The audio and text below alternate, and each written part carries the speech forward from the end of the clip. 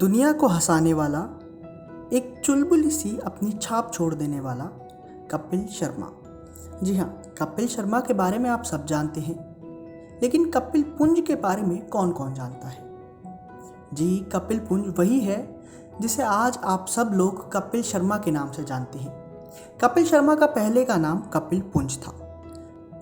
आज इस कहानी की शुरुआत होती है कपिल के गांव से, यानी अमृतसर से। अमृतसर में कपिल पले बड़े। बचपन से ही उन्होंने एक सपना देखा था कलाकार बनने का। पहले वो एक म्यूजिशियन या फिर एक सिंगर बनना चाहते थे। सिंगर बनने के लिए उन्होंने काफ़ी प्रयास किया।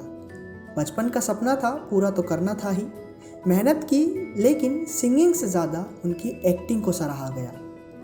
आगे चल के कॉलेज में जब उन्होंने दाखिला लिया तो थिएटर की तरफ उनका मन काफ़ी ज़्यादा आकर्षित होने लगा।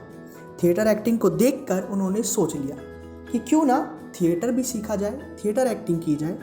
लेकिन पैसे ना होने के कारण और फीस ना देने के कारण उनको थिएटर में बैठने नहीं दिया जाता था, सीखने नहीं दिया गया। लेकिन उन्होंने हार नहीं मानी। अब भाई बचपन से ही चुलबुले रहे हैं, आखिर कैसे शांत बैठ जाएं। थिएटर के बाहर वो खड़े हो जाया करते और सीखते रहते, जो भी वहाँ के टीचर उन स्टूडेंट्स को सिखाते। एक दिन ऐसा आया कि थिएटर के टीचर ने बोला कि आप हमारे साथ सीखिए, फीस मत दीजिए, बस आप हमारे एक्ट में हमारा साथ दीजिए। कपिल खुश हुए और फिर उनका सफ़र शुरू हुआ थिएटर में अपनी एक्टिंग की शुरुआत करने का। कपिल के पिता जितेंद्र कुमार पुंज हेड कांस्टेबल थे, लेकिन कैंसर नाम की बीमारी के कारण उनका देहांत हो गया। कपिल के पिता के जाने के बाद कपिल ने जिम्मेदारी उठाई कि क्यों ना कुछ पैसे इकट्ठा किए जाए, कुछ अपने परिवार की मदद की जाए। कपिल सोचते कि मैं क्या करूं। फिर उन्होंने थिएटर आर्टिस्ट को थिएटर सिखाते हुए देखा। उन्होंने अपने प्रिंसिपल से बात की, उनसे रिक्वेस्ट की और फिर वो थिएटर सिखा के छोटे बच्चों को पैसे कमा लिया करते, जिससे उनका आम तौर पे खर्च निकल जाता और परिवार में कुछ मदद हो जाती। इन सब चीज़ों के बाद आपको बता दें, थिएटर के अंदर बच्चों को थिएटर सिखाते सिखाते कपिल की ज़िंदगी में एक नया मोड़ आया। कॉलेज के अंदर जो वो मेहनत करते थे, अब वो मेहनत होने वाली थी टीवी स्क्रीन पर, क्योंकि कपिल के उसी थिएटर के अंदर आ चुके थे लाफ्टर चैलेंज वाली। जी हाँ, लाफ्टर चैलेंज के ऑडिशन शुरू हो चुके थे कपिल के उसी थिएटर में जिसमें वो सीखा करते थे और बच्चों को सिखाया करते थे। कपिल ने भी सोचा क्यों ना इनके कलाकारों की इस खोज में अपना भी एक नाम शामिल करवा लिया जाए, क्या पता इनकी खोज पूरी हो जाए। लेकिन किसे पता था कि आखिर वो खोज हकीकत में पूरी होगी। लेकिन ये दौर इतना आसान नहीं था। कपिल ने जब पहले ऑडिशन दिया तो पहले ही ऑडिशन राउंड में वो हार गए, बाहर हो गए। और पहले ऑडिशन राउंड में जो जीते वो थे राजू।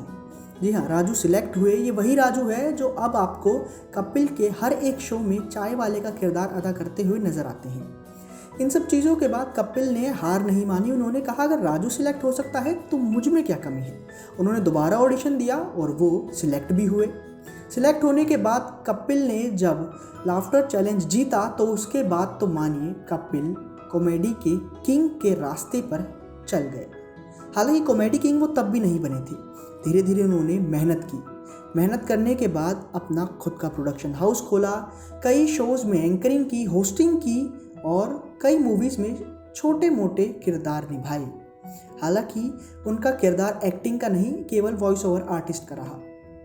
अंत में जाकर जब उन्हें खुद का शो मिला, यानी कॉमेडी नाइट्स विद कपिल, तब वो सातवें आसमान पे पहुंच गए और एक बार फिर उन्होंने दिखा दिया कि कोई किसी भी गांव से आया हो, किसी भी जगह से ताल्लुकात रखता हो, कला है तो वो सबसे टॉप पर पहुंचेगा। कपिल के उस शो के बंद होने के बाद और वहाँ पे लगातार मुसीबतें आने के बाद कपिल ने हिम्मत नहीं हारी। फिर तैयार हुए, फिर खड़े हो गए और दूसरी जगह अपनी दुकान खोल ली। यानी शुरू हुआ फिर कपिल का नया सफ़र। उस नए सफ़र में कपिल को काफ़ी दिक्कतें हुई। काफ़ी दिक्कतें इसलिए, कई साथी ऐसे थे जो छोड़ के जाने लगे, कई साथी ऐसे थे जो उनके गुस्से के कारण उन्हें छोड़कर चले गए थे। इन सब चीज़ों को संभालते हुए कपिल ने अपने सफ़र को जारी रखा।